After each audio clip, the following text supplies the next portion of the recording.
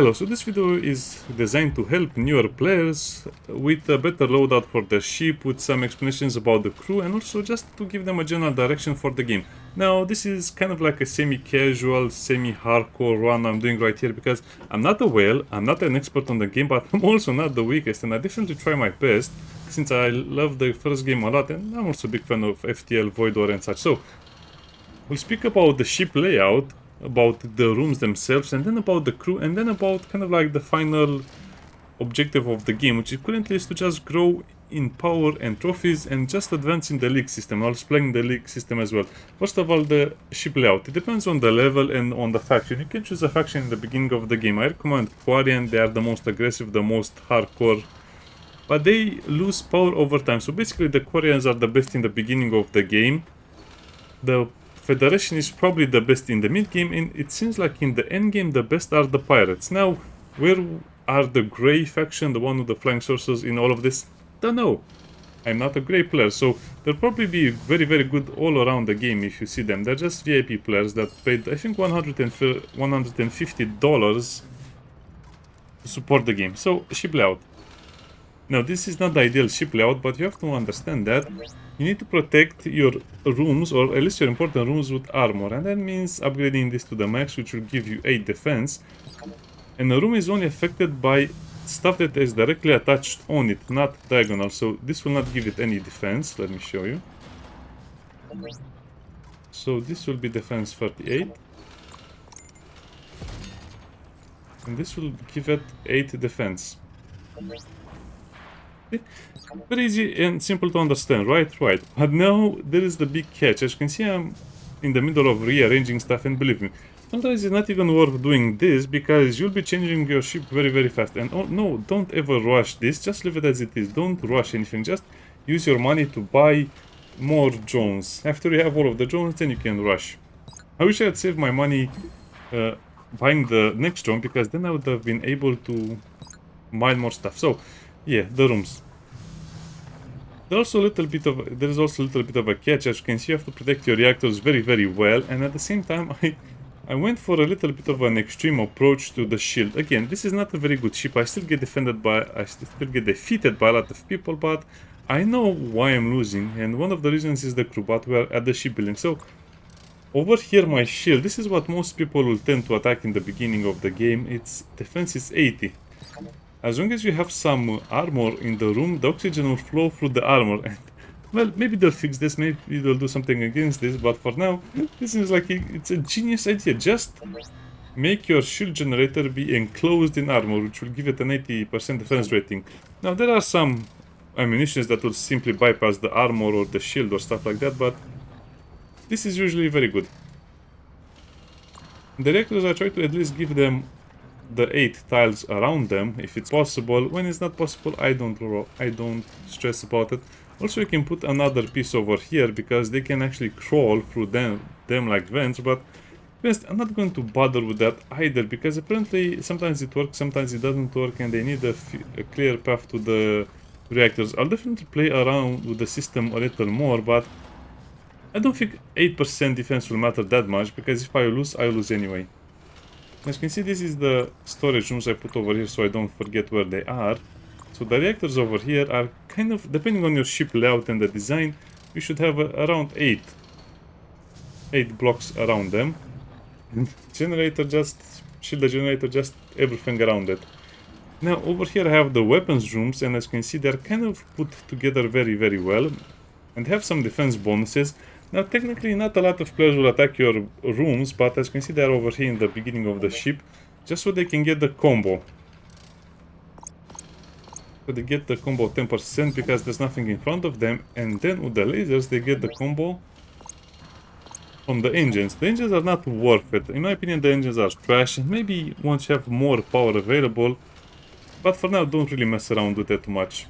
Just use them as a way to get the combo bonus. And this is the laser, so missiles are the most useful for the Federation, at least for now. Depends on your upgrades as well, and research. And this will give them the bonus as well, and these are the 2 other weapons, which as you can see have a little better defense, but nobody usually goes after them. 2 more weapons over here, and that's kind of it. This is all I'm keeping on my ship for now. Now as you can see I have room for more, I could do more, but it's a hassle because at this point of the game you'll need more capacity, and to get more capacity you will need to buy the warehouse. Which is a little bit annoying because it's a big one.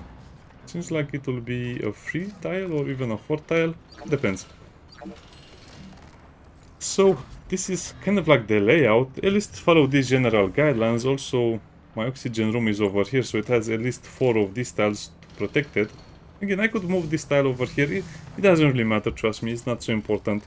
So what it matters is that you're defending your important buildings. First of all, upgrade the weapons as fast as possible, and then secondly, just protect them. Protect the reactor and the shield as much as you can, even the oxygen sometimes will get attacked. Now, let's go to the crew part, which is kind of like the most important one. So, the basic idea is that you should only get people with weapons, and the thing you should upgrade next will be the HP. So basically get crew members that have good weapon skill, and then train them in HP. You train them using the gym. Very easy, I trained my second in command. I'm not sure how their HP is calculated, but trust me, he has a lot of HP, and that's why some people will have very tanky characters. Now, I also made a lot of mistakes with leveling up my characters, especially your captain. The only thing your captain needs is weapon systems, and I don't recommend you put anything else into that, just weapons. So, basically weapons and HP are the most important stats and the only ones you should invest in, but there is a catch. Damage is also pretty important for your borders and some other characters. You also will probably need a few science character and a few pilot characters, because if you level up science and piloting, you'll be able to gain a lot of points just from leveling them up, because you need to harvest some points. What do I mean by harvesting points? Well, simply put, well, I guess I cannot show you right here, but you have energy points and training points. So I have 1.7 research points, which is more than enough, but not enough training points, so you need a lot of training points as well. Again, we'll not get into this too much because you understand the main idea. Damage, weapon, no, not damage, weapon damage or weapon. And then HP, these are the most important things, and then you can only put max of 3 crew in a room, so as you can see we have 3 over here, 3 over here. And at this point of the game, they should have weapons 6. If they have 6 is great, if they don't have 6 that's kind of bad and you're in a lot of trouble. As you can see, this cadet has everything going for him. And that's why, because he also will be able to defend rooms, he'll be able to do a lot of stuff, but it doesn't really matter because one crew member cannot change your entire game. And now let's switch over here to some other stuff. So engineering, what is engineering? Engineering is bonus repair, and it will also give you, well, it will give you bonuses for engineering rooms, but we don't have an engineering room yet. You can look at the profile to see what type of room this is by the support stat. This is science. Small reactor. I don't think the reactor has anything, but anyway, the engine will have engineering as a support. The bridge will have piloting, but I don't use it currently. Well, I guess I can show you. Again, a lot of mechanics are not really useful for now, so the bridge and the engines are kind of connected. The bridge counters the engines are very good for some other things, but nobody really uses them because you don't have enough power on your ship to use them right now. So yeah. Basically what I like to do is have 2 characters. Well, again, this seems like it's the better idea, at least for me for now. Oh no.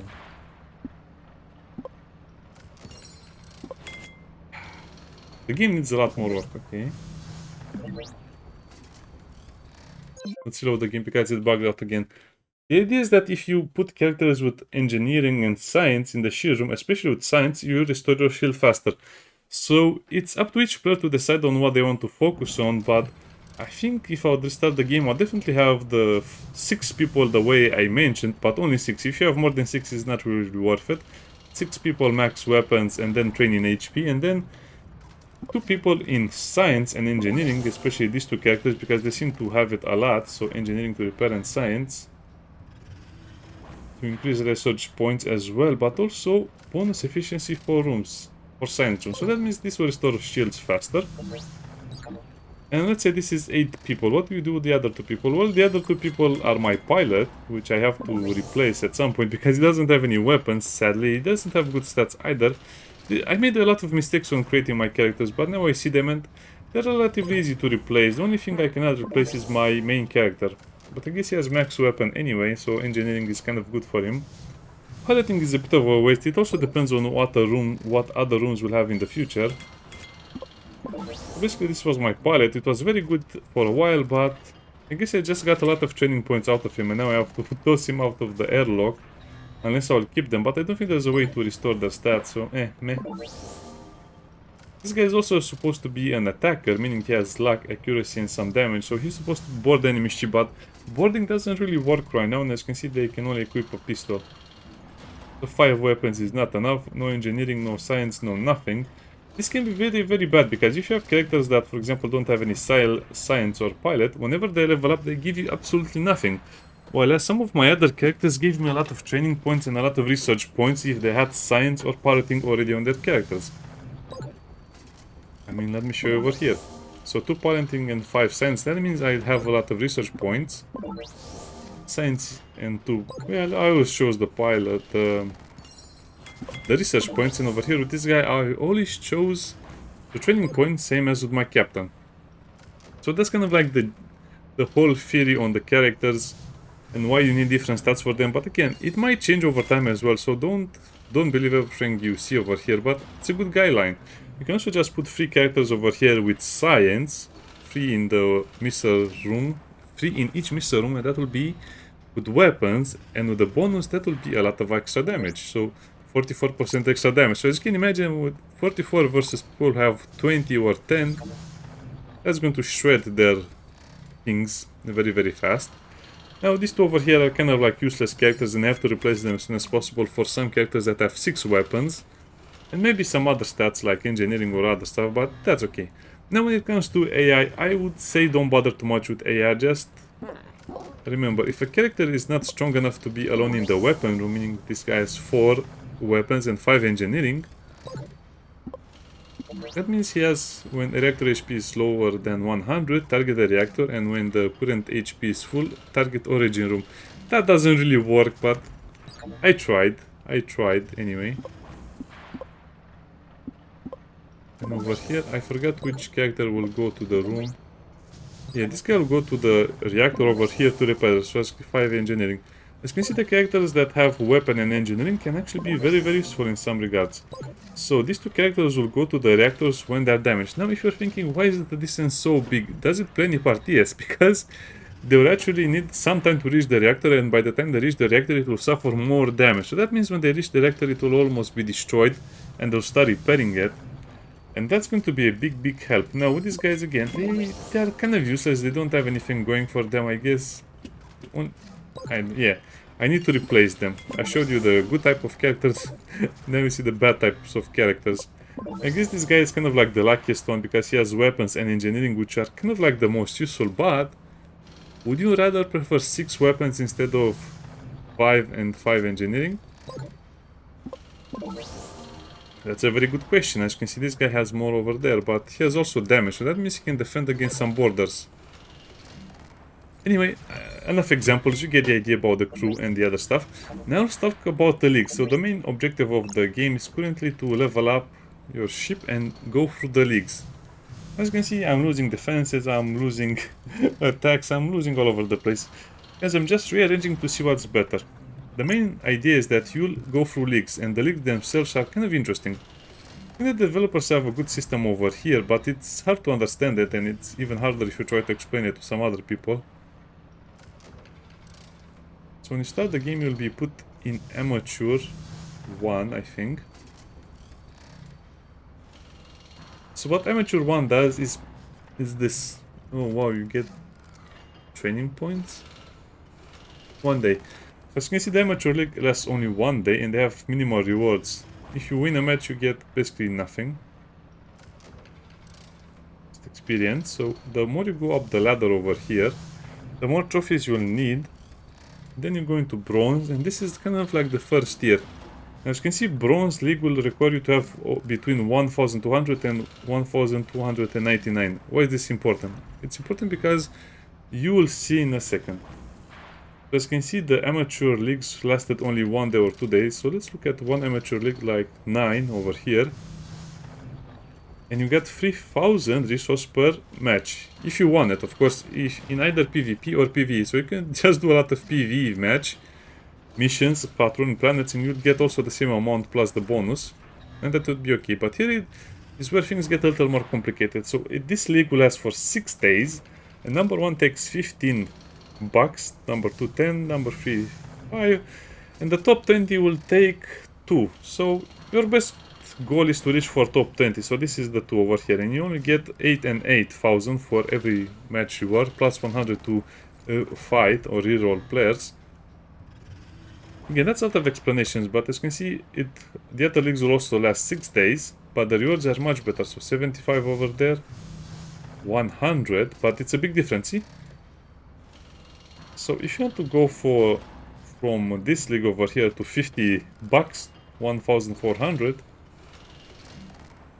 to let's say the biggest prize you can get, which will be 125, we need 1,900, which is too much. You might aim for this one, which is 1,700, and reach for the top 20, because things will even get more complicated in the gold. For example, I'm over here in the gold, but that's just my score and my current trophies. As you can see, everyone here will basically beat me with their trophies.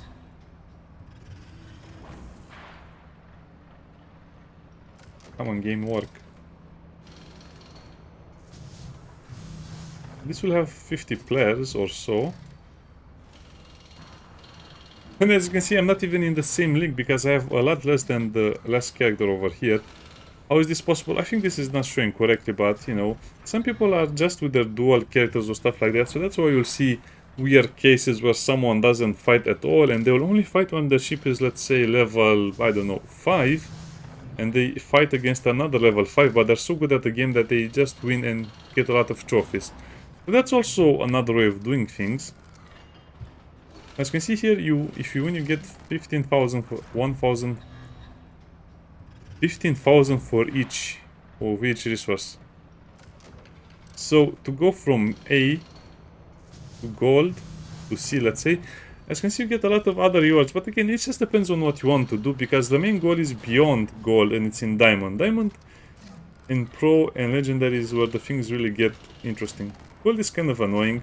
Also, there is a little bit of a catch. So as you can see, some of the leagues will offer you less money than the other ones, just because, well, developers have a sense of balance over here. So with 2,100 you'll enter the gold C competition, which has a max of 250, but in B you get 175, and in A you get 150. So as you can see, sometimes you need to jump a lot more in trophies to get to the next rank. Now the big difference is from A gold A to diamond C. So 3,000 trophies, the number 1 place gets 500 bucks. So you really are aiming to go to diamond competition over here, which is kind of like where the big bucks are going to row. And from there you'll just go into champions, which will give you doves, which are used to gain more rewards. So in this system, you probably will not see a lot of people sit too much in the doves or the legendary sports, because they'll probably run out of stuff to do with them at some point.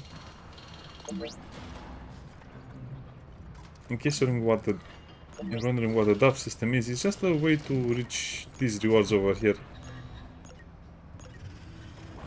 So 1,000 doves mean you'll be in the black. And you'll just get a lot of other bonuses and some other stuff as well, so don't think too much about it. What I can buy VIP, I don't know what that's for.